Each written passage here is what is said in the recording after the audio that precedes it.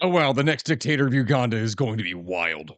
My friends, imagine, if you will, a politician and military leader whose social media posts make the most outlandish of US President Donald Trump's Truth Social statements look like, I don't know, positively university level dissertations or something like that. Just imagine this. Imagine that scenario. Crank that dial up to a 12 out of 10 on whatever proverbial scale you might try to use, and now give that politician with a severe penchant for violence and torture over hurt feelings his own private security force that is perfectly willing, able, and experienced in kidnapping journalists off the frickin' street, throwing them in said politician's basement dungeon, and then having their way with them. Like, look, I know it sounds absurd. It sounds crazy when I'm saying this. It sounds like the beginning of some kind of crazy hit piece being thrown into some political tabloid or on your crazy uncle's Facebook page or something like that. But no. I assure you, what I am describing here is actually very real, and it is something that does not bode well for the future of Uganda.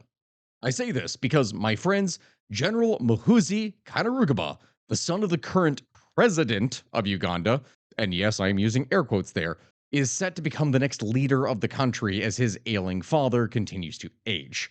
And when he finally passes, this will be a problem not just for Uganda, but also wider parts of Africa and even potentially the world. Now, if what I am describing there sounds like an exaggeration, I assure you it is not. This guy is actually kind of insane. What I mean by that is that we recently have a perfect example of exactly this. Kainerugaba would go and issue an ultimatum to the country of Turkey in a series of X posts on Saturday, April 11th, 2026, demanding, and I kid you not, $1 billion as a security dividend, as he argued that Ugandan troops were deployed in Somalia to help fight the Al Qaeda linked Al Shabaab organization. And he said that while Turkey benefited economically from Somalia's infrastructure, Uganda bore the human cost of this mission. But not only did he demand $1 billion, which in and of itself, maybe not, it's like outlandish, but it's not so insane necessarily when talking about economic compensation, he also demanded, and I kid you not, the most beautiful woman in Turkey to be given to him as his wife. Because I guess that is just something that you can say, I guess. And he suggested that Turkey has to surrender the wives to maintain peace. Again, no exaggeration here. That is actually what happened. To that end, the military chief would go and warn that his country could cut ties with Ankara in 30 days, close its embassy in Kampala, and ban Turkish airlines from using Ugandan airspace if these demands were not met. And that is pretty much it. I genuinely do not know what else there is to say without myself sounding like some kind of tabloid or something like that. These posts on X were later deleted on Sunday the 12th, like literally the next day, but by then the damage had already been done diplomatically. So that just seems like a giant waste of everyone's time. But you know what? You also probably waste a lot of your own time too when you're just sitting there on your phone doom scrolling when you could actually be doing something to earn yourself some money. And so why not do both of those things with today's sponsor, Free Cash? Free Cash is a fun and easy way to earn real money just by doing simple tasks like mobile games, surveys, and other things that you already would be doing when you're already on your phone, and then you can get a payout through PayPal or Amazon gift cards or any number of other options like that. Just look at what I bought here with my Free Cash.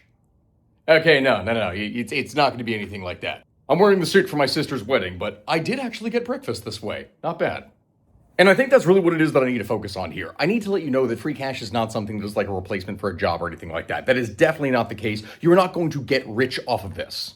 But it is a pretty decent way to earn at least a little bit of cash when you were going to be doing things that you already would have been doing otherwise, whether it's playing mobile games, filling out surveys, or other such things like that. Like in my case, I've actually been playing Disney Solitaire here a bit because my daughter, A, loves Disney, and also B, she loves playing solitaire. So sometimes when I'm literally at a restaurant, I could just give her my phone and she just does the stuff even for me. I'm outsourcing my own doom scrolling, if you will. But yeah, it is super easy to entertain her then, I guess. And once it is that we reach the $25 threshold, I'm able to go ahead and withdraw that money for whatever it is that I want. And so if you want, my friends, to get a $10 bonus and get yourself ahead, you can go ahead and do so by clicking my link down in my description or scanning my QR code that you can see up here. From that point, it quite literally is just dependent on what exactly it is that you are going to do. But hey, you know, the sky's the limit, so might as well just do something to pass the time. So yeah, that is a thing. And hey, you know what the weirdest part about me saying all this is? This is not the first time that a similar incident has happened, nor is it the first time that he has demanded female attention in some way, shape, or form. And I cannot believe that I am saying this right now, but yes, That is actually true. So let's just run through some highlights, if you will, at the beginning of this video. And I know also at the time that I'm saying this, just to get out of the way, because I see the comments that usually come in on my videos here, I am traveling right now. Yes, I know things happened with a potential assassination attempt on Donald Trump, and then people are blaming me from the very get-go. I understand that. But forgive me for potential camera quality and or mic quality, because I'm in a hotel in Italy because my sister is getting married. Anyway, speaking of Italy, and that's why I made that transition in the first place, in 2022, we had the Meloni bride price incident. Because when Italian Prime Minister Giorgia Meloni would go and rise to power, Muhoozi would publicly propose marriage to her on Twitter, offering 100 Ancol cows as a traditional bride price for her. Now, Ancol cattle, with their massive curved horns, for anyone who's curious about this, I know my editor is going to put up some images of them, they are very culturally prized in Uganda, going back thousands of years. So, in his framing, this was a very serious offer. But he didn't stop there. He added that if his proposal was rejected, that his army would go and capture Rome. Yes, like some kind of barbarian warlord. Meloni, who was already in a relationship at the time, never really publicly responded, but the Italian press would treat it as a kind of curiosity, something that was amusing. In Uganda, it became a meme, and he has since made similar bride price jokes about other female world leaders. That's just the thing he would do. Also, in 2022, in a much darker way here, we have the Nairobi capture threat, which was arguably the most consequential post, because he tweeted that, quote, "It wouldn't take us, my army and me, 2 weeks to capture Nairobi," end quote, which is Kenya's capital. He even speculated about which Kenyans would welcome him. So this guy who is, again, like one of the chief military leaders of the country is publicly making posts about capturing the capital of another country. This is, of course, extremely alarming, considering that we are talking about the son of the president of the country, who is also a high ranking military leader, as I said. And so the fallout was initially quite severe. Kenya would go and summon Uganda's high commissioner to answer for what the hell was happening, and President Museveni of Uganda would go and issue a very rare apology to Kenya and the Kenyan people on behalf of his son. At the same time, Museveni fired Muhoozi from his post as commander of land forces, which at first, okay, that seems like a pretty big deal. But here's the thing. In a move that is seen as softening the punishment, Museveni would then simultaneously promote him to being a full general. Like, look, I know it sounds weird, but here is something you will learn over the course of this episode. Things will follow a very similar dynamic. Muhoozi acts out, gets real weird, his father scolds him publicly, but then rewards him privately. This is constantly what is going down, and you are going to see why here later. Besides this, though, you have the repeated Holy Land deployment offers, which sounds strange, but yes, there have been multiple of these. Basically, Muhoozi has repeatedly offered Ugandan troops to support Israeli operations, framing himself as a Christian crusader. The numbers would escalate over time, starting with a vague, thousands, and then eventually, by this year in 2026, at the time that I'm making this, it would reach 100,000 soldiers. Now, for context, Uganda's entire active military is estimated to be around 45 to 50,000 personnel, which makes the offer mathematically impossible, but I digress. What is really interesting to note about this, though, is that his pro-Israel stance is more unique because Uganda has historically maintained a more balanced position, including economic ties with Iran and Arab states. His tweets have repeatedly forced Uganda's Ministry of Foreign Affairs to issue clarifications stating that, okay, his views do not represent the official policy of the country. Go figure. Also, as tensions between Israel and Iran would intensify going into early 2026, Muhoozi would insert himself into the conflict rhetorically by pledging that if Israel were ever defeated, Uganda would enter directly on the war on Israel's side. He framed this in religious terms, calling Israel the land of Jesus and casting himself as a divinely appointed defender. Now, admittedly, these tweets were not necessarily as out of the blue as some of the others in the past were, because they came amid actual cyber attacks on Ugandan government infrastructure, which Muhoozi would go and attribute to Iranian-aligned hackers that were retaliating for his previous statements.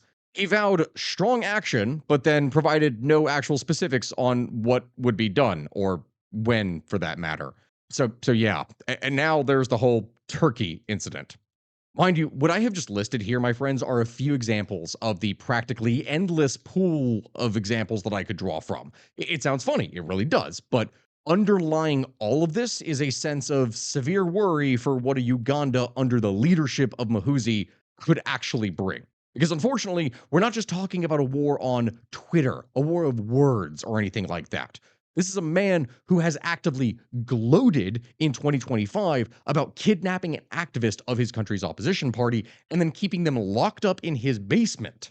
That is the thing he did. That happened. I'm not making this up for shock value or telling a joke here or making up an exaggerated statement of like, oh, it's like he did. No, he actually did this. And we're not talking like lies for clout or anything like that. He shared pictures of the guy in his basement. He was tortured.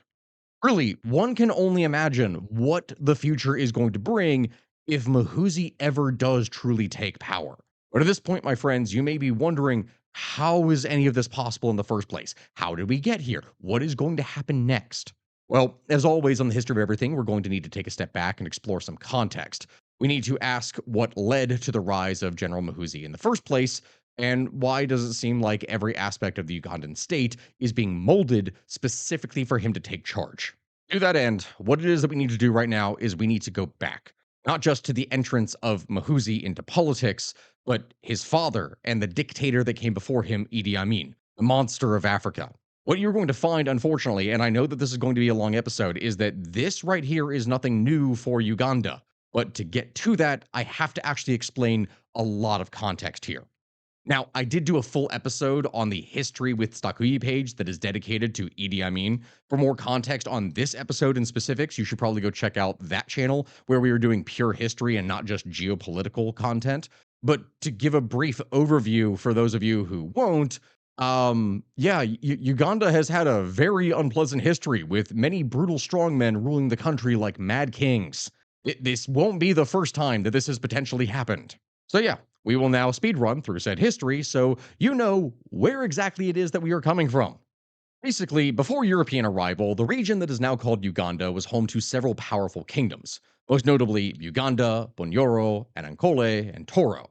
Among all these, Uganda centered around late Victoria and was arguably the most influential, with a sophisticated centralized monarchy under something called the Kabaka, which is the king. The northern regions were home to more decentralized societies like the Acholi and the Longo, and the reason I'm bringing them up here in the first place is because their tribal name or ethnicity, that is something that is going to be a factor later that you're going to understand. In 1894, Britain would declare the Uganda Protectorate, which initially was just over Uganda. Now, through the 1900 Uganda Agreement, the British would co opt Uganda's elite, granting them privileged status and land ownership, while the Kabaka basically became a constitutional monarch that was under British oversight. Other kingdoms in the area were absorbed, oftentimes violently, and Bunyoro was one of those that fiercely resisted and ended up getting crushed until everything was eventually united under Uganda.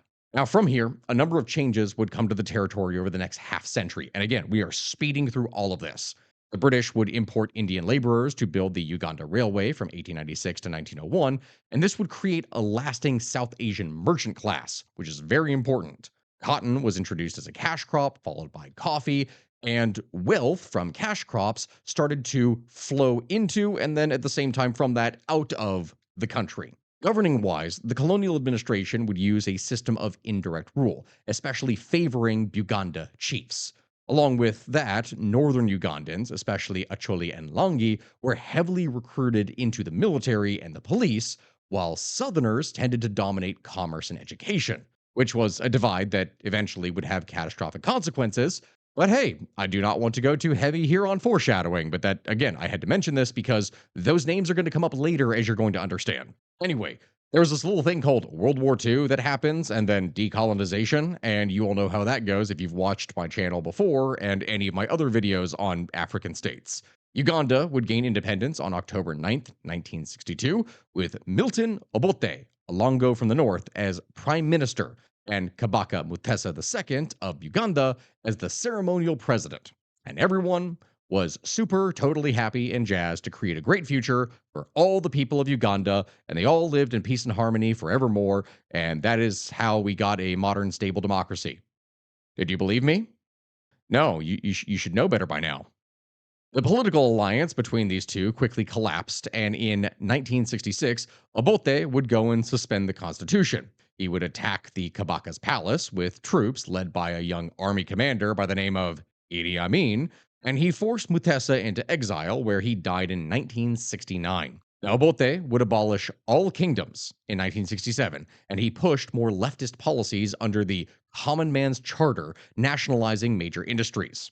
Following this, on January 25th, 1971, while Obote was abroad, Idi Amin Dada would go and seize power in a military coup. Now, initially, he was welcomed by Uganda and the West because they didn't want Marxists to be in charge of the country, but Amin's rule rapidly would descend into one of the most brutal dictatorships of the entire 20th century. So, yeah, that is why we did that episode on history with Stakuyi, and you should definitely check that out. Estimates of casualties of Ugandans during his rule range from 100,000 on the low end to up to 500,000 being killed. Targets include the Acholi and the Langi soldiers that were loyal to Obote, Christians, intellectuals, journalists, and judges. Pretty much anyone and everyone that he wanted would get killed. Bodies were frequently just dumped into the Nile River, which, yes, the Nile does in fact go all the way to Uganda, my friends. It's not just in Egypt, as a heads up here.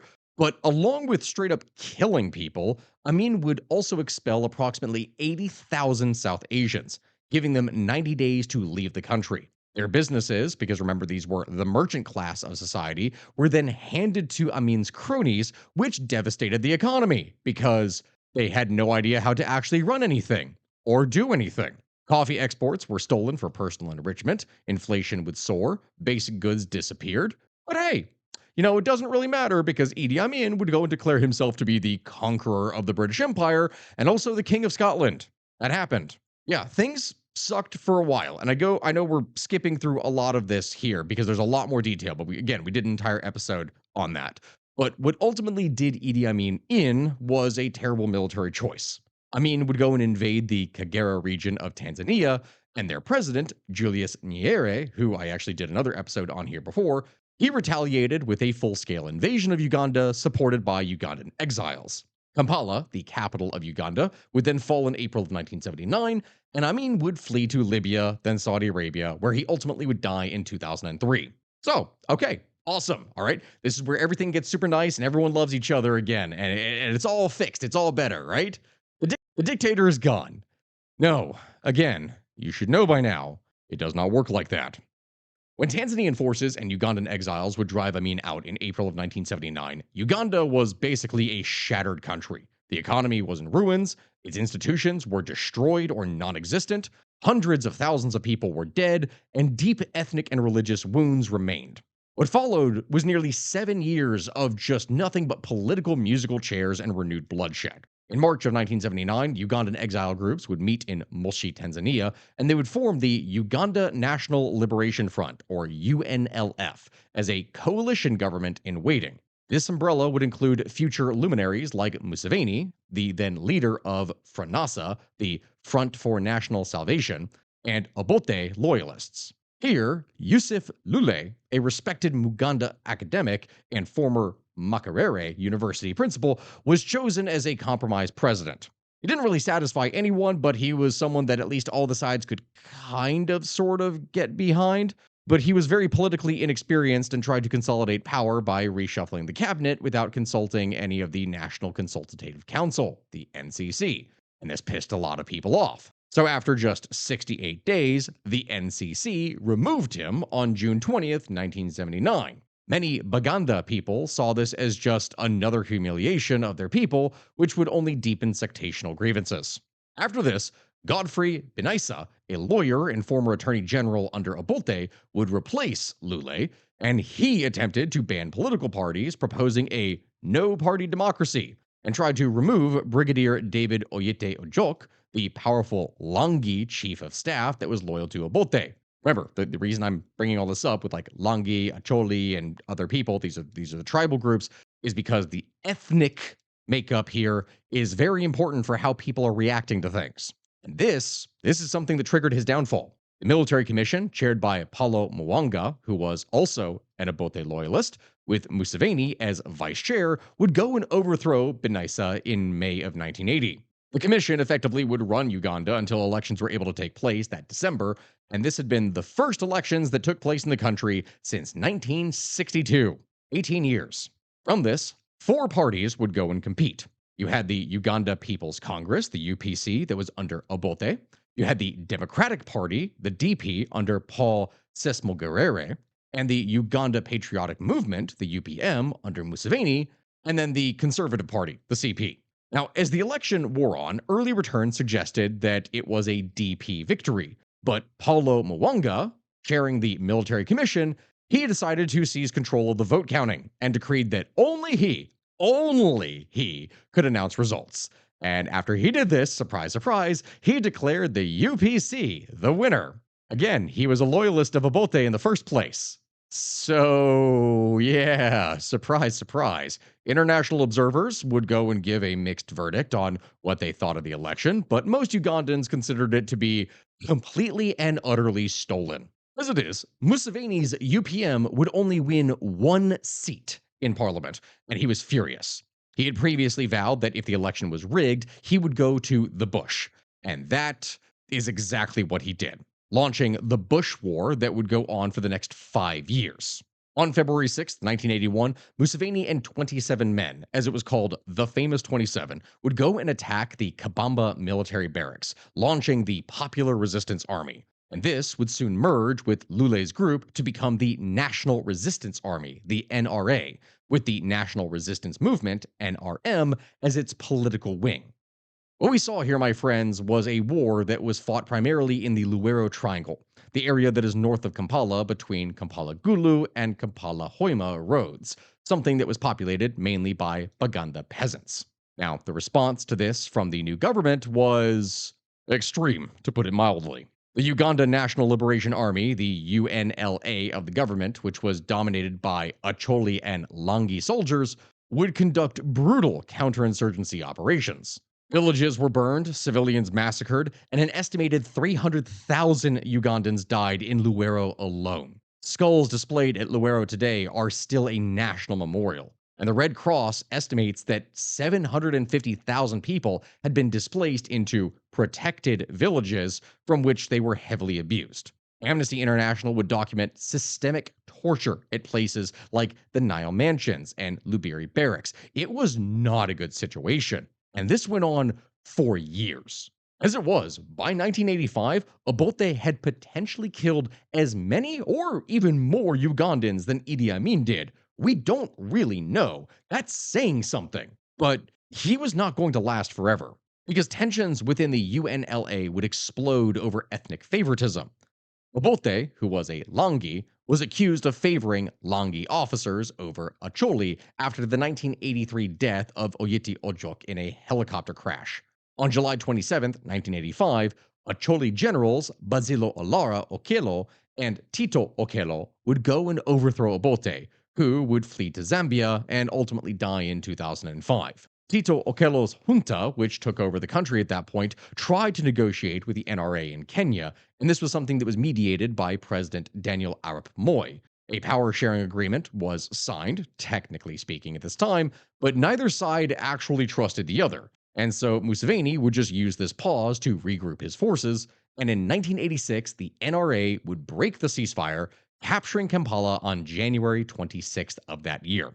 Museveni was then sworn in 3 days later, declaring that this was, quote, not a mere change of guard, but a fundamental change, end quote. The war was finally over, and the man who would rule Uganda to this very day was now in charge. And yes, you heard me right. The same Museveni that I referenced from the 2020's incidents with his son is the same one here from 1986.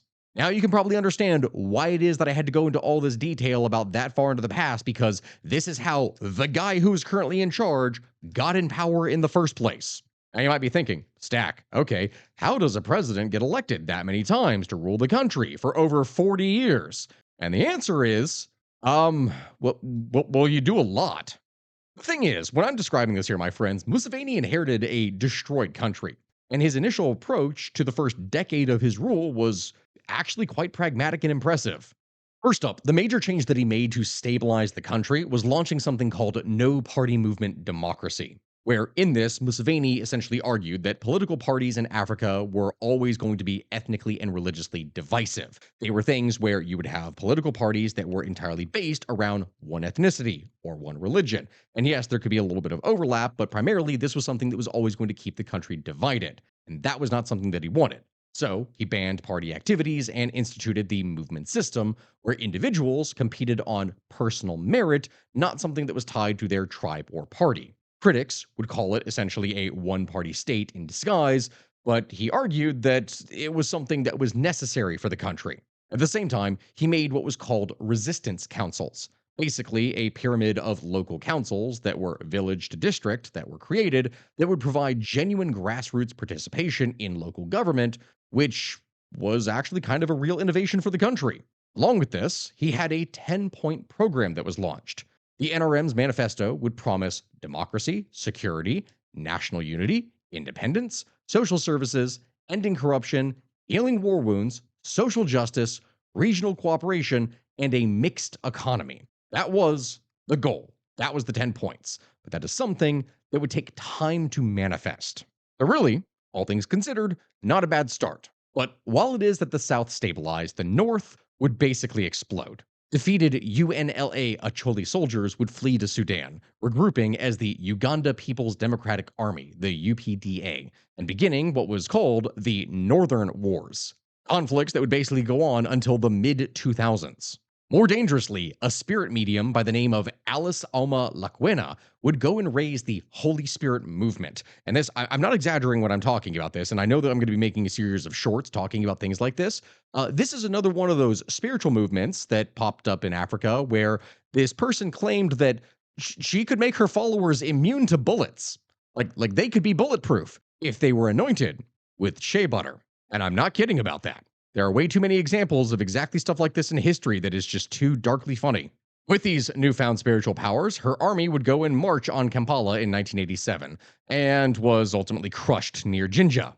Lakwena would go and flee to Kenya, and that was pretty much the end of her. But Joseph Kony, and yes, for those of you that remember the Child Soldiers in Africa ads, yes, that same guy, he claimed to be her cousin, and then picked up the remnants and founded the Lord's Resistance Army, the LRA, around 1988, supercharging his own forces. What followed was one of Africa's most horrific conflicts, but that is not actually the focus of today's video, and I probably need to do something that is dedicated specifically just to that. Essentially, Kony would terrorize northern Uganda for 2 decades, abducting an estimated 30,000 children as either soldiers or sex slaves, and the conflict would displace nearly 2 million people. That is just absolutely insane. And Museveni's UPDF response was widely criticized as being both brutal and also utterly incompetent. Most controversially, between 1996 and 2006, the government would force approximately 1.8 million Northerners, the vast majority of the Acholi population, into squalid, internally displaced persons camps. Now, ostensibly, this whole thing was to protect them from the LRA that was terrorizing the country, but effectively what this did was destroy traditional Acholi society and livelihood. Mortality rates in the camps could reach approximately 1,000 deaths per week at the peak from disease and malnutrition. It was just that shoddily done. Or maybe, depending on how you want to look at it, maybe it was intentionally done. We don't necessarily really know. In the end, the LRA was eventually pushed out of Uganda, but they would continue to operate in the DRC, CAR, and South Sudan. Technically speaking, Kony actually remains at large to this day, though he is no longer a major threat as he once was. I think at his peak, he had like over 3,000 soldiers, it was estimated, and now it's down to less than 100 potentially. But anyway, this isn't about that. We need to focus more on Museveni again, because I don't want people to get the idea that everything is terrible all the time, because it's actually not. It's more complex than that. You see, despite his Marxist student background, Museveni actually made a sharp pragmatic turn in 1987 by accepting an IMF structural adjustment program. He liberalized the exchange rate, removed price controls, privatized hundreds of state-owned enterprises, slashed the civil service, and welcomed foreign investment. The results, while definitely painful initially for many Ugandans, would also produce impressive macroeconomic numbers, as Uganda's average GDP growth would be around 6 to 7% throughout the 1990s. Inflation also came under control, and the country actually became a darling of the World Bank and the IMF. James Wolfenson, the World Bank president, would repeatedly cite Uganda as a success story. Museveni would court Western donors brilliantly, presenting himself as a new breed of African leader, along with figures like Meles Zenawi of Ethiopia, Isaias Afwerki of Eritrea, and Paul Kagame of Rwanda. Leaders Bill Clinton would dub the African Renaissance. It was a really big deal over the course of the 1990s. In fact, a significant element of this success was the return of Asian Ugandans whom Idi Amin had expelled back in 1972. Museveni would invite them back and even return much of their property, restoring a crucial entrepreneurial class that they had lost. He also benefited from substantial debt relief through the Heavily Indebted Poor Countries HIPC initiative in 1998, becoming the first country to qualify. Coffee prices would rise, tourism would slowly recover, and Kampala began transforming from a war scarred ruin into an actual functional capital. At the same time all this was happening, HIV and AIDS was ravaging Africa, and Uganda's response became globally celebrated and remains perhaps the most genuinely positive aspect of all of Museveni's entire legacy. You see, unlike some countries, such as South Africa under Thabo Mbeki, who infamously denied the link between HIV and AIDS, Museveni would publicly acknowledge the epidemic early and very bluntly. He spoke openly about sexual behavior at a time when speaking that bluntly with such candor was almost unheard of from any African leaders. The government would promote the ABC approach: abstain, be faithful, use condoms. And from there, they mobilized religious leaders, traditional healers, civil society, and media in an unprecedented public health campaign. Adult HIV prevalence would thus fall from a catastrophic peak of around 15% in the early 1990s to only roughly around 5% by the early 2000s. Which, yes, that is still very high, of course, but nothing in comparison to what it was. This achievement would earn Museveni enormous international goodwill and would largely shield him from criticism on other fronts. However, in later years, his government's commitment would waver, especially as evangelical Christian influence grew and abstinence only messaging began to crowd out the condom approach, which would contribute to a partial resurgence of infections. So it came back, but not to the degree of what it was. It was still a big deal. Now, what it is that we need to discuss next is regarding how he maintained power. And that is something that goes back to what I mentioned before with the new political system. You see, Museveni's most distinctive political innovation was the movement system, which he formally would institutionalize through the new 1995 constitution. The argument was that political parties in Africa would inevitably be mobilized along ethnic and religious lines, and that would fuel the kind of conflicts that had destroyed Uganda multiple times before. Therefore, Uganda would have a no party democracy in which everyone was automatically a member of the national resistance movement, and elections would be contested between individuals on their personal merits rather than party platforms. In practice, this was a more sophisticated form of just a one party ruled state. Opposition parties, technically speaking, existed, but they weren't allowed to hold rallies, they couldn't organize branches, they couldn't campaign in elections, they couldn't do anything like that. Museveni's NRM, meanwhile, would function with all the apparatuses of a ruling state while denying its opponents the same right. International donors would largely accept this arrangement, though, persuaded by Museveni's argument that Uganda needed more time to heal before they adopted more competitive politics. The 1996 presidential election that was held under the system would give Museveni a 75% voter victory over his rival, Paul Sesimogerere, which is a result that was inflated both by the genuine popularity that Museveni had and also the, well, structural impossibility of organizing any kind of opposition campaigning. Because remember, he couldn't actually organize any political rallies to do anything for himself, and he still managed to get 25%. But it is here, my friends, then that things start to get a bit dicey again. You see, in 1996, Museveni and Paul Kagame of Rwanda would go and jointly engineer the overthrow of Mobutu Sese Seko's collapsing Zairean state, and they would back Laurent Desire Kabila's alliance of Democratic Forces for the Liberation of Congo Zaire, or AFDL. Yes, there's a lot of freaking acronyms that come into any time I talk about things with Africa. Moving on, Kabila would go and march across the country with Rwandan and Ugandan military support, and he would seize Kinshasa in May of 1997, renaming the country to the Democratic Republic of Congo. But Kabila would quickly turn on his sponsors, ordering Rwandan and Ugandan troops to leave by mid 1998, which pissed them off. Museveni and Kagame would respond by invading again in August of 1998, this time backing different rebel factions, which would trigger the Second Congo War.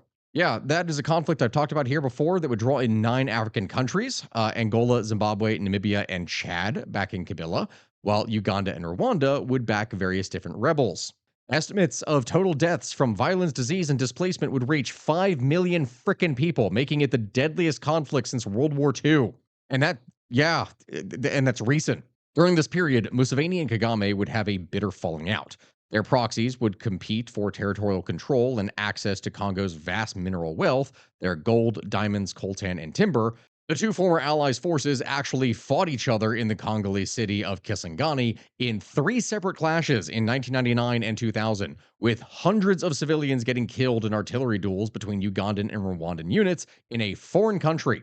The relationship between Museveni and Kagame, who had been mentor and protege, never really recovered. They have since alternated between cold cooperation and just outright hostility, with periodic border closures, mutual accusations of espionage, and proxy maneuvering through Eastern Congo's endless conflicts.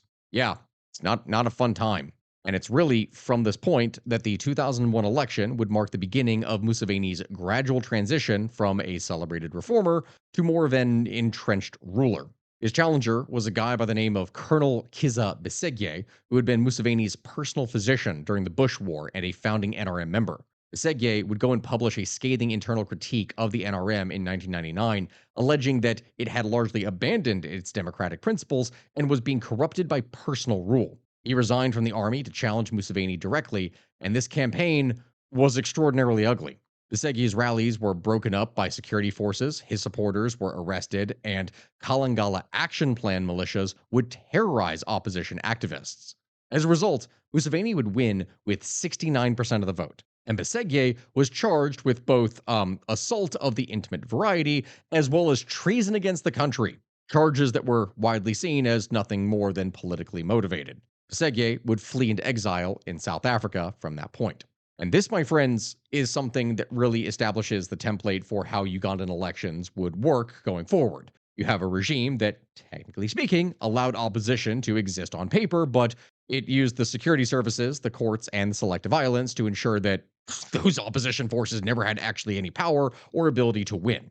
Segye would return to challenge Museveni in 2006, 2011, and 2016, each time facing arrest, beatings, and house arrest, becoming a global symbol of African democratic resistance. Now you may wonder, okay, why would this even be allowed to happen? Like, after all, there's not really supposed to be much of an opposition. This shouldn't even be a thing, and yet he is still coming back somehow legally time and time again. Well, that's because things get a little bit more complicated here. Because in 2005, Museveni would execute the arguably most clever and consequential political maneuver of his entire career. He agreed to restore multi party politics, apparently something that is a major democratic concession, through a constitutional referendum. But bundled into that same constitutional reform was the removal of presidential term limits, which had previously restricted the president to 2 terms. Critics alleged that NRM members of parliament were paid 5 million Ugandan shillings each to vote for the package. As a result, the deal was passed, and Museveni was now free to rule indefinitely. The opposition had, technically speaking, won the form of multiple party democracy while losing the substance of leadership rotation. So even if, they could actually put people out there legally, the same guy who was ruling with an iron fist could now rule forever. So yeah, go figure. Many Ugandans and observers consider 2005 really the moment that Museveni would definitively transform from being a flawed reformer to just an aspiring president for life like so many other African leaders in history. But the thing is, my friends, I don't want you to get the idea that everything is negative because, yes, as problematic as this was, and it absolutely was, Museveni was also still a far more solid leader than anything that had previously existed in Uganda. And quite frankly, because of that and their foreign policy game, they were way too valuable to lose to the West. Beginning in 2007, Uganda became the largest troop contributor to the African Union mission in Somalia, the AMISOM, later renamed ATMIS, and now I think like the AUSSOM. They would fight the Al Shabaab Islamist insurgency there, and at its peak, Uganda had approximately 6,000 troops in Somalia, taking the lead in the most dangerous Mogadishu sectors. Ugandan soldiers would pay a heavy price. Al Shabaab would retaliate with the July 2010 Kampala bombings during the World Cup final, which killed 74 people during a match at a restaurant and rugby club. The counterterrorism role gave Museveni enormous strategic value to the United States. Under both the Bush administration and the Obama administration, they would provide substantial military training, equipment, and aid to Uganda. The US would also deploy special forces to Uganda from 2011 to assist in hunting Joseph Kony. Now, this relationship is something that would kind of insulate Museveni from more serious Western pressure on democracy and human rights for at least over a decade. And critics would argue that the West was basically repeating its Cold War mistakes by propping up an autocrat for short term security benefits while largely alienating the populations that he was repressing. From there, the 2011 election would deliver Museveni another lopsided victory amid sharp inflation and rising fuel and food prices. Segye, frustrated with the rigged process, would organize the Walk to Work protests in April 2011, which would urge Ugandans to walk to their jobs as a protest against fuel costs and as a form of civil disobedience. And from walking to work, the government's response was to beat them. Segye was sprayed with pepper spray at point blank range during one arrest. His hand was shattered when security forces would break his car windows, and protests were dispersed with live ammunition that killed at least 9 people. Images of Besigye's pepper sprayed face would circulate globally and become iconic of resistance. The crackdown would crush the protest, yes, but it also revealed now that the regime was increasingly reliant on just raw force to maintain power. International criticism was still muted, though, because the Arab Spring was simultaneously unfolding, and that is where Western attention was largely focused. Fast forward a bit of time then, and the 2016 election was Besigye's fourth and final challenge to Museveni. The campaign would feature the same patterns. Opposition rallies were blocked, Besigye repeatedly was arrested, social media platforms were shut down on election day, and after polls closed and as results began to come in showing that Museveni was winning once again, Besigye actually declared himself to be the rightful winner and held a symbolic swearing-in ceremony, for which he was charged with treason. He was placed under what amounted to permanent house arrest, with police surrounding his home for months at a time, and the 2016 election would essentially mark the end of Besigye as the leading opposition figure. Not necessarily because he gave up, but because now there was actually a new figure that was emerging from a more unexpected direction: Uganda's music scene, which sounds a little bit odd to say, but I'm going to need to explain that in a bit. Basically, by 2017, Museveni was facing a genuine constitutional obstacle. The 1995 Constitution had included an age limit of 75 for presidential candidates, and technically speaking, Museveni was going to exceed it before the 2021 election. His NRM would thus move to amend the Constitution to remove this limit. And when this happened, the parliamentary debate would descend into chaos. Opposition MPs actually attempted to physically block the bill, and Museveni's notorious Special Forces Command would enter parliament and drag opposition members out, beating some severely. MPs Robert Kyagulanyi, also known as Bobby Wine, and Betty Nembuz, and others were among those that were assaulted. Photos of soldiers in parliament would circulate globally, and this would damage Uganda's international image. But still, the bill would pass in December 2017, removing the age limit from presidential candidates, which was a big deal, but also there was a compromise. This is something that would reinstate the two-term limit for presidents. But this is a funny thing I need to clarify here. You would think Museveni shouldn't qualify then. And yes, by any logical thinking, you would be right. But Museveni's allies were arguing that now that there was a two-term limit, that applied from this point on. So any term limits or terms that had taken place before, those didn't count anymore. The counter was reset to 0 for Museveni, so he could rule 2 more times, technically speaking. Yeah, amazing, I know. The Constitutional Court would uphold the amendment in 2018 by a 4-1 margin, and Museveni was now legally cleared to rule until probably the point that he died. Now, the Bobby Wine figure that I mentioned here before, that is who I need to address next, as he is a key player in the story. His full name, legal name, is Robert Kyagulanyi Sissintamu. known by his stage name, though, as Bobby Wine, and that is how I'm going to be referring to him because it's a lot easier for me to do. He was a popular musician from Kampala's Kamwokia slum who won a parliamentary by election in 2017. And with his combined musical celebrity and anti establishment politics, he would create the people power movement that would actually resonate powerfully with Uganda's vast youth population. And I need to specify something there. Over 75% of Ugandans are under the age of 30, meaning the majority of the population have never known a leader other than Museveni. He is the only one who has been in charge since 1986. When you combine that with the fact that unemployment is staggering in the country, this leads to a lot of youth hard feelings. Bobby's Wine's defiance of the age limit removal, his arrest, his beatings, and a serious 2018 incident where his driver was killed and Bobby Wine himself was tortured at a military barracks, allegedly, made him a national symbol. So fast forward a little bit of time, and in 2020, Bobby Wine would form the National Unity Platform, the NUP, and announce that he was going to challenge Museveni in 2021. This campaign was something that was extraordinarily violent. In November of 2020, after Bobby Wine's arrest in the Luka district, protests would erupt across the country, and security forces would open fire on demonstrators, killing at least 54 people in just 2 days. Possibly more, we don't really know, as some bodies were reportedly just dumped into remote locations. Bobby Wine's bodyguard, Francis Santeza, was killed when he was crushed by a military truck. Hundreds of NUP supporters were detained, with credible reports of torture. The internet was completely shut down for 5 days surrounding the January 14th, 2021 election, and social media platforms remained blocked for weeks longer after this. Museveni would officially win the election with 58% to Bobby Wine's 35%. Despite that, Bobby Wine alleged massive fraud, including ballot stuffing, voter intimidation, pre-marked ballots, and from this, he actually produced evidence of exactly this taking place. But his Supreme Court challenge was withdrawn after he claimed that he was not going to get a fair hearing, so it did not matter. He was placed under military house arrest for 11 days after the election, before ultimately a court would order that the soldiers be withdrawn. And guess what? Guess what, my friends?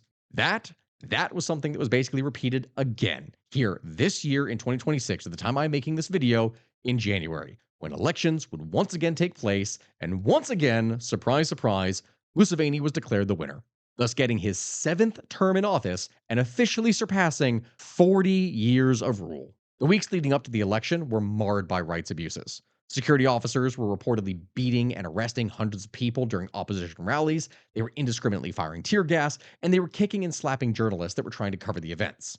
The government would also order a blanket internet shutdown 2 days before the election, severely restricting access to critical information about what was going on for Ugandans, and they only partially restored it some 5 days or so later. And that's, again, only some of the internet, not all of it. Social media was still heavily restricted. Following the election result, Bobby Wine posted on X that security officials had surrounded his home on the outskirts of Kampala, that they had switched off electricity and CCTV cameras, and they were blocking access to and from the premises. Despite these restrictions, Bobby was able to escape and hide, but some of his colleagues were not so lucky. His party, the National Unity Platform, would report that 2 of their senior members were abducted by security forces during this time. Wine would later, on January 20th, 2026, give an interview to the BBC, stating that while he had absolutely no faith in the nation's judiciary being rife with Museveni appointments, he would still follow protocol and legally challenge the election results in court, even if that meant that nothing was ever going to actually work or happen. Along with this, during an Al Jazeera interview, he would claim to possess video footage showing election officials marking Museveni's name on empty surplus ballots before placing them in ballot boxes. He also alleged that 7 NUP election workers were abducted in broad daylight during the election period, with some remaining unaccounted for. Furthermore, Wine would assert that the government implemented an internet blackout specifically to prevent the circulation of these videos. It was only after this interview came out and was broadcast that Ugandan police authorities would finally admit, yeah, we don't actually have Wine in custody. We don't have him. Yeah, it is really that serious. And now, my friends, at this point, you may be wondering right now, Stack, look, this has been going on for a while. We are really far in this video, and you have spent the entire time going on and on about the history of Uganda, the rise of Museveni, and his abuses of power. But this is supposed to be a video about Muhoozi, his crazy son, and the next potential dictator. When does he come into the story? And the answer to that question is right now, actually. We will have to go back a bit in just a second, but you have to understand where Uganda is as a whole politically today and why it is that way to understand how Muhoozi fits in. All of this context was extremely important because it does factor in. You see, in this case at the end, in response to Wine's BBC interview, Muhoozi Kainerugaba, Museveni's son, and again, the likely successor, would boast on social media that since the election, the military has, and I quote, killed 22 NUP terrorists, end quote, and that, quote, I'm praying the 23rd is Kababi, which, for those of you who are curious, that is a nickname for wine, because Bobby Wine. Yeah, these posts and ones that were made earlier in the election where Muhoozi was threatening to behead Wine were actually well received by some NRM voters, with one supporter at a rally stating that when he was shown these posts, he is my next president. He is a good man. I love him so much. Yeah, that I think kind of showcases the position that the country finds itself here in, and I think that is where we really need to finally jump into the next part of the story that was supposed to be the focus, but you all by this point know exactly how it is that I operate. So I'm sorry. We can now address who Muhoozi really is besides just the social media posts, because again, this guy is likely to be everyone's problem eventually. To sum it up, Muhoozi Kainerugaba is a Ugandan military officer that is the eldest son of Uganda's long-serving president Yoweri Museveni and First Lady Janet Museveni. He was born on April 24th, 1974 in Dar es Salaam, Tanzania, during his parents' exile from Uganda under the regime of Idi Amin. His early childhood was shaped by his family's involvement in the resistance movements that would eventually bring his father to power. And after Museveni's National Resistance Army would seize control of Uganda in 1986, Muhoozi would grow up in the corridors of power as the son of the new president. And that was really beneficial for him. Muhoozi received an elite education abroad, attending schools in the United Kingdom, including Bradfield College. He later pursued military training at some of the most prestigious institutions in the world, including the Royal Military Academy at Sandhurst in the UK, the United States Army Command and General Staff College at Fort Leavenworth, and South African National War College. He also reportedly received specialized training in counterterrorism and special operations in Egypt as well as other countries. From this point, his military career would begin in earnest in the early 2000s when he joined the Uganda People's Defense Force, the UPDF. He would rise rapidly through the ranks, arguably a little bit too quickly there, and in 2008, he was appointed commander of the Special Forces Group, later renamed the Special Forces Command, or SFC. This was an elite unit that was responsible for protecting the president and conducting high-profile military operations. Under his leadership, the SFC would grow significantly in size, in resources, and political influence, oftentimes operating with a degree of autonomy that separated it from the regular UPDF chain of command. From this point, Muhoozi's rise would only continue with his appointment as a brigadier general in 2012 and then major general in 2016. In 2017, he was made senior presidential advisor for special operations, further consolidating his power within Uganda's security apparatus. He did a lot. And at this point, if you all are looking at this and thinking, wow, man, that is a really rapid rise to power, that's a bit strange, you would be right. This is what brings us to the term of what has been floating around in Uganda for a while, the Muhoozi Project. And that is something I'm going to need to explain. The Muhoozi Project is the term that is used to describe the long-running, very carefully orchestrated effort to install Muhoozi Kainerugaba as his father's successor, effectively converting Uganda from a republic into a hereditary autocracy. In order for this to happen, experience, power, and prestige are necessary, which in most government historical cases comes from the military. So that is where we're going to go into more detail about what we had previously just listed. To reiterate what I said here before, upon joining the Uganda People's Defense Forces, the UPDF, Muhoozi's ascent through the ranks defied any normal understanding of military promotion timelines. While ordinary officers might spend decades climbing the ladder, Muhoozi would just rise with breathtaking speed in a manner that could really only be explained by direct presidential intervention, or at least someone that was in a higher office. His most consequential early appointment came in 2008 when he was made commander of the Presidential Guard Brigade, which was subsequently restructured and elevated to become the Special Forces Group, then the Special Forces Command, the SFC. This unit easily became the most powerful, the most well-funded element of the entire Ugandan military, equipped with the best weapons, the best specialized training from foreign powers, operating with a degree of autonomy that effectively made it a parallel army that was answerable only to the Museveni family rather than the regular military command structure. Through control of the SFC, Muhoozi would gain command over the forces that protected key government installations, oil infrastructure, the president himself, a position with enormous strategic leverage. His promotions would then follow in rapid succession to brigadier general in 2012, major general in 2016, full general in 2022, and then finally in 2024, the appointment as Chief of Defense Forces, CDF, the highest military position in the entire country.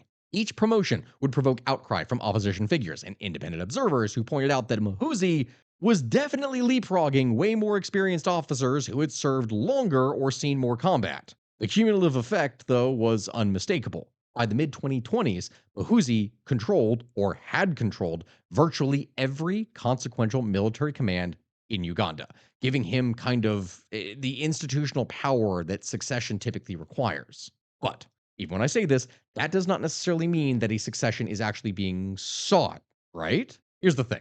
The phrase Muhoozi Project is something that entered widespread public discourse in 2013 thanks to General David Sajusa, also known as Tainefuza, who at the time served as coordinator of intelligence services and was one of the most senior figures in the Ugandan security establishment. Sajusa wrote an internal letter calling for an investigation into intelligence reports that suggested that senior figures that were opposed to Muhoozi's grooming for the presidency were being targeted for assassination. This letter was leaked to the press, and its publication would trigger a political earthquake. The Museveni government responded with characteristic heavy-handedness, with the Daily Monitor and Red Pepper newspapers being raided and shut down for over a week for publishing the letter. And Sajusa, fearing for his life, would flee into exile into the United Kingdom, where he remained until 2014. Now, although Sajusa eventually returned to Uganda and he reconciled with Museveni in a manner that critics found suspicious, the term that he popularized, the Muhoozi Project, that stuck and became the standard shorthand for the succession scheme. What made Sajusa's intervention so significant here, though, was that it came from within the regime's inner sanctum, lending credibility to opposition claims that had previously been dismissed as just paranoid speculation or a conspiracy theory. No, there are actual efforts within the government to make this happen. But despite that, the Muhoozi Project could not proceed without dismantling the constitutional safeguards that would have forced Museveni from power and necessitated genuine democratic competition. To that end, as I previously discussed, two key amendments have to stand out as the legal scaffolding of the project. The first came in 2005 when Parliament removed presidential term limits from the Constitution. NRM members of Parliament were reportedly given 5 million Ugandan shillings each to vote for the amendment, transforming what had been a constitutional protection against entrenched rule into just an obstacle that could be bought. The second amendment, though, came in 2017 when the constitutional provision capping the presidential age at 75 was removed. Museveni was approaching the limit, and without the change, he would have been forced to retire before his son was sufficiently positioned.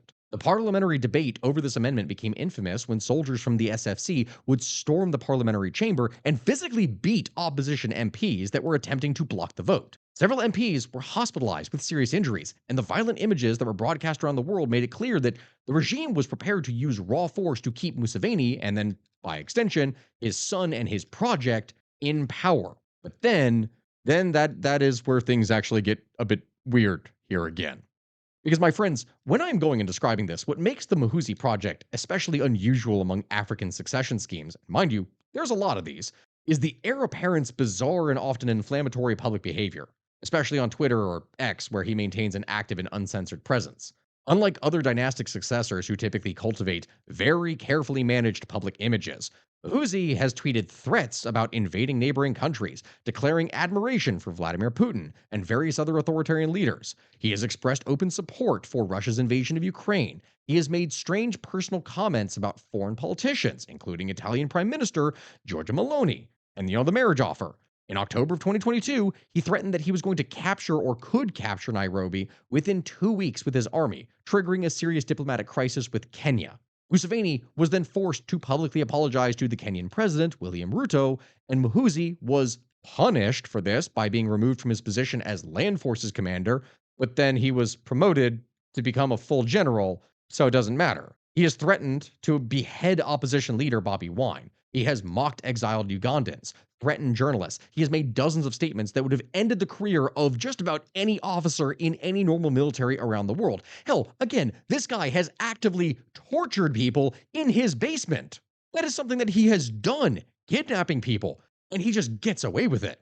How? Why? What is going on?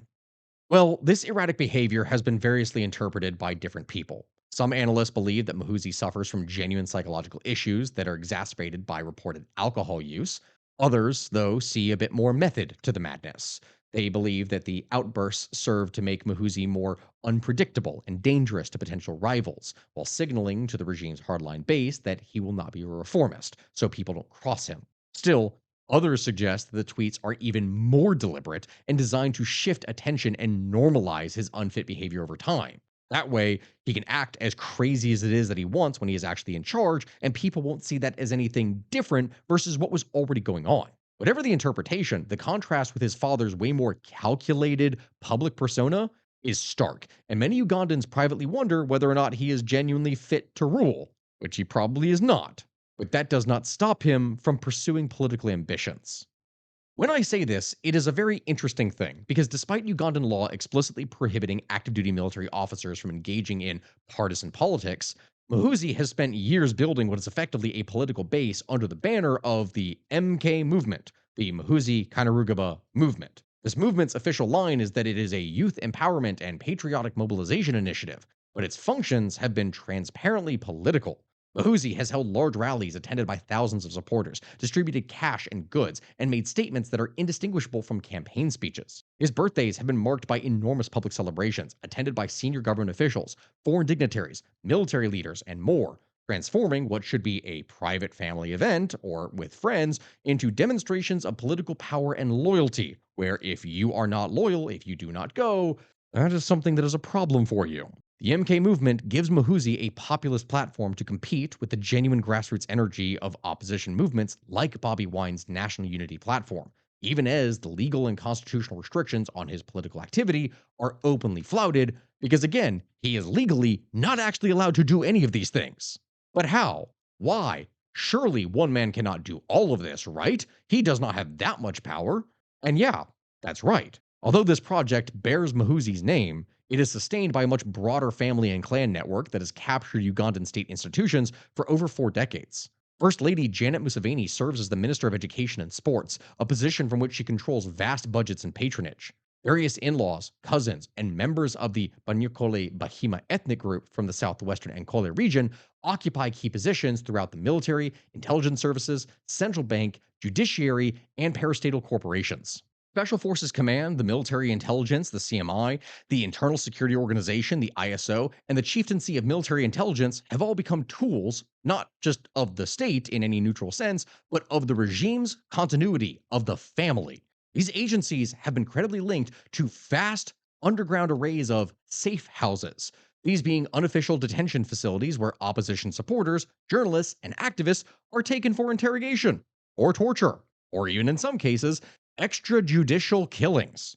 Many of these abuses are connected to units that are under Muhoozi's command or that were under his command, creating both a base of loyalty among security officers who have committed crimes and a deterrent effect against those who might actually go and challenge the succession. So now, in the years leading up to the 2026 general election, the Muhoozi Project has entered what appears to be its final positioning phase. Muhoozi's elevation to Chief of Defense Force in 2024 would place him at the apex of the military, giving him formal command over every single soldier in the country at exactly the moment when succession planning would need him to be the most advanced. Museveni, now 81 years old, has shown no signs of stepping aside voluntarily and has won the 2026 election while appearing to groom Muhoozi to take over. Whether this is through a managed transition during the next term, or whether it is through an immediate succession should Museveni health fail. Reports of abductions, torture, and disappearances have continued and in some areas intensified, with opposition figures, journalists, and even ordinary citizens who criticize the family on social media finding themselves targeted by security agencies. International criticism, including from the United States, European Union, and various other human rights organizations, has had a rather limited effect, partly because Uganda has positioned itself as a key security partner in regional conflicts, including Somalia, Eastern Congo, and South Sudan, which gives Western governments incentive to mute their criticism, but also partly because, quite frankly, Uganda does not really need the West now as much as it did 20 years ago. Over the past decade, Museveni has dramatically diversified Uganda's international relationships. Russia has become a major arms supplier, with Museveni publicly defending Russia's invasion of Ukraine and refusing to support Western sanctions. China is now Uganda's largest creditor, having financed major infrastructure projects, including the Karuma and Isimba hydroelectric dams. The expansion of Etembe International Airport and significant road networks are extensive. Uganda has hosted Russian Foreign Minister Sergei Lavrov on multiple occasions and has been receptive to Russian disinformation networks operating across East Africa. Relations with Gulf states, especially the UAE and Saudi Arabia, have deepened, and Ugandan labor exports to these countries have become a significant source of remittances for the country, and also a source of human rights concerns regarding the treatment of said domestic workers. India has also become a major partner. Now, the net effect of all of these different relationships is that Museveni has built a sufficient alternative base that Western pressure is no longer as effective as it had once been. So, my friends, that brings us in the end to today, a bit after the Turkey tweets that I mentioned here at the beginning of this video in early April of 2026.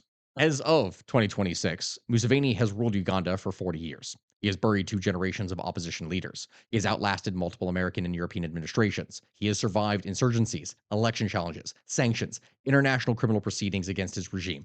All of these things. And his son, Muhoozi, despite, or maybe even because of his bizarre social media presence, he sits at the highest military post and appears positioned to inherit power.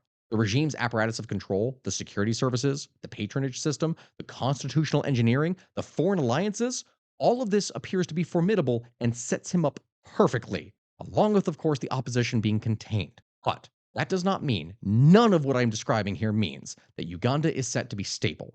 There are multiple other areas that we did not have really time to go into as we focused on just the politics. Uganda's youth bulge, their economic frustrations, the unresolved succession question, and the inherent fragility of more personalist regimes in their final phase all suggest that the post-Museveni era, whenever it does arrive, is going to be a turbulent one. Whether through Muhoozi's smooth dynastic succession, a contested transition, or some unforeseen rupture that could happen, the political order that Museveni has built over 4 decades is going to face its ultimate test in the years ahead. Uganda could once again tear itself apart, bringing death and untold suffering to hundreds of thousands, if not millions of people. And all of that, every single thing that I'm describing here, is set to be determined by a psychopath with Twitter access. It's likely not going to be a fun ride, but you can bet that when it is that we get there, I'm going to tell you all how it happened and explain it. With that, my friends, I want to thank you all here for watching. I really do appreciate it. If you could like, comment, and subscribe, let me know in the comment section below what it is that we should cover next. And yeah, I have a lot more to make here. So with that, I'm going to go ahead and leave you all here now. And good luck to Uganda. You're going to need it. But hey, my friends, before we end things here today, again, thank you to Free Cash so much for sponsoring my video. And if you want to get a $10 bonus when you start using Free Cash, you can make sure to use my QR code up here or use my link down in the description. Thank you again.